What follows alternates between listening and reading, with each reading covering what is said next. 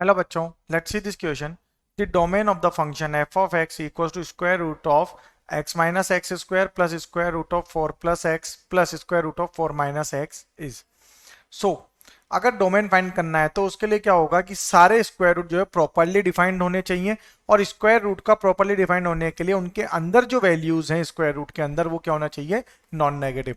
सो first value अगर हम देखें, that is x minus x square must be greater than equal to zero. X common ले लेंगे तो क्या बचेगा यहाँ पर, 1 - x। Okay, 1 - x greater than equal to zero, तो x की यहाँ पे दो वैल्यू आएगी, that is x belongs to 0 and 1। So we can say that the x belongs to 0 and 1।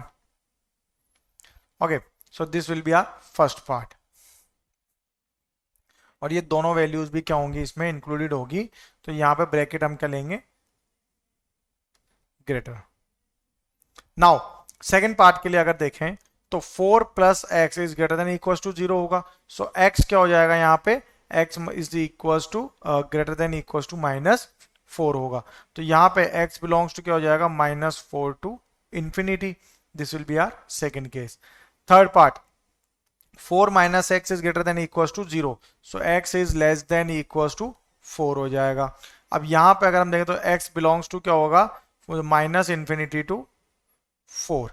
Okay, अब इन तीनों का अगर हम इंटरसेक्शन देखेंगे तो यहां से अगर इन तीनों का इंटरसेक्शन देखें तो तीनों में कॉमन पॉइंट क्या आ रहा है, 0, 1। बिकॉज सपोज ये हमारी एक नंबर लाइन है, this is our 0, 2, 4, 6, -2, -4, -6 and -∞ and +∞।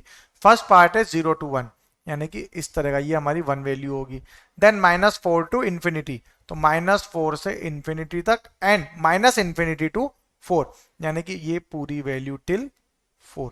तो इसमें इंटरसेक्शन क्या आ रहा है, only 0 and 1। So we can say that the domain of the function is x belongs to 0, 1। Okay, so our final answer is that the domain of function x belongs to 0, 1. That is option D. Best of luck.